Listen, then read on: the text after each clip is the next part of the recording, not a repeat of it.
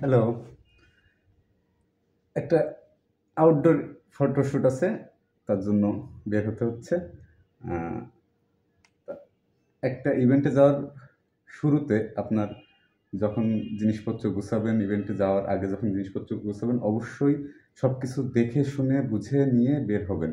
কারণ আপনি দেখা যাচ্ছে এমন কোনো জায়গায় যেতে পারেন যে যেখানে আপনার আপনার এই ক্যাটাগরির কোনো কিছুই নাই, আপনার কোনো হেল্প পাচ্ছেন না। যেমন ধরেন মেমোরি কার্ড বলেন, ব্যাটারি বলেন, গিম্বেল বলেন, গিম্বেলের চার্জ বলেন, চার্জার বলেন, এগুলো সাধারণত এরকম প্রবলেম হয়ে থাকে। যাতে এই সমস্যাগুলো না হয় তার জন্য অবশ্যই সব কিছু চেক করে নেবেন। মেমোরি কার্ড আছে কিনা প্রথমত, নেক্সট ব্যাটারি, এবং ব্যাটারিতে কত পার্সেন্ট চার্জ আছে এবং আপনার আন্দাজ অনুযায়ী কত পার্সেন্ট চার্জ লাগবে সেটা অবশ্যই দেখবেন। আমার 100% আছে, মেমোরি কার্ড ক্লিয়ার, জায়গাও আছে। ক্যামেরাটা সুন্দর করে অফ করে আমি এটা প্রস্তুত করে নিলাম। এবার আমার এলসির জন্য আলাদা পাওয়ার ব্যাংক আছে, এটা নিয়ে প্রবলেম নেই।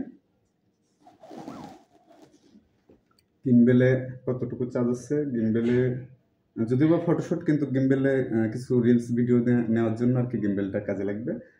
গিম্বেলে 2 ঘাট আছে, তবে আমার 2 ঘাটে হয়ে যাবে, কারণ আমি 2-1টা রিলস নেব।